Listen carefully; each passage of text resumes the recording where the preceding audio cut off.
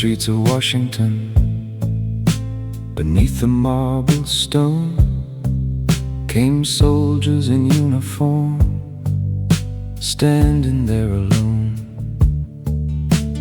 Orders in their pockets, duty in their hands, guarding the Capitol, following commands.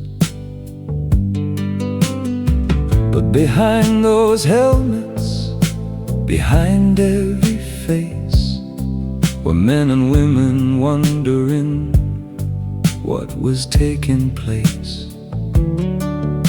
They answered when called, as soldiers always do, but few could tell the public what they really knew. They wear the uniform, but they still have a voice. They serve their country, though they may not have a choice. When orders come down, they stand and do their part, but silence doesn't mean there's nothing in their heart. They're citizens and soldiers, doing what they're told, carrying their duty while the story unfolds. For months they stood watching the nation's capital, a mission that some questioned, though their orders were official. The camera showed their uniforms, the rifles and the lines, but rarely showed the people standing underneath the signs. One guard member later spoke about the stain he felt inside, saying that the mission left him embarrassed to have been involved. Those weren't words of mutiny nor a refusal to obey. They were the private thoughts of someone who had served that way. Military members don't simply talk to press, not without authorization, not when wearing the dress. The rules protect operations, the chain of command, but they can also keep the public from hearing where they stand. And under stricter rules, the consequences grew for speaking without permission about what soldiers do. So while the nation debated, while politicians fought, the people in the uniforms often couldn't share their thoughts. They wear the uniform, but they still have a voice.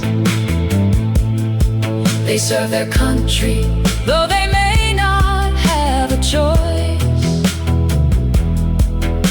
When orders come down, they stand and do their part, but silence doesn't mean there's nothing in their heart. They're citizens and soldiers, doing what they're told, carrying their duty while the story unfolds. There's a difference between refusing and obeying an order, between speaking your conscience and crossing the border. A soldier can question what a mission may mean and still carry it out with a discipline unseen. The oath that they swear isn't simply to a man, it reaches to the Constitution, the law of the land. So the question remains, when the marching is done, how much should a soldier be allowed to tell everyone? The guard is made of neighbors, workers, moms and dads, teachers and mechanics, the good and the bad. They leave their jobs when the country calls, then come home wondering what their service means to us all. They don't make the orders, they don't write the decree. They stand where they're sent and accept what they see. And when the uniform comes off and the long day is through, they're citizens again, with opinions of their own too. So listen past the speeches, past the banners and the sound, past the politicians arguing about who's right or wrong. There's another side of history that rarely reaches air. The soldiers who were standing there, the soldiers who were there. Washington can debate it, historians can write, and someday people may judge whether the mission was right. But somewhere a guard member's remembering those days, remembering the orders, the streets, the crowds, the haze, Some may say they served proudly, some may question what they saw. Some may keep their thought beneath the military law. But silence isn't proof that every soldier agrees. Sometimes silence is simply what the rules require them to keep. they wear the uniform, But they still have a voice. they serve their country, Even when they question the choice. they stand beneath the flag, whatever orders may demand, with the Constitution written somewhere in their hands. The citizens and soldiers, And someday they may say, what they saw in Washington. when the camera's turned away, Until that day their silence doesn't tell us what is true. it only tells us they were soldiers. Doing what they had to do.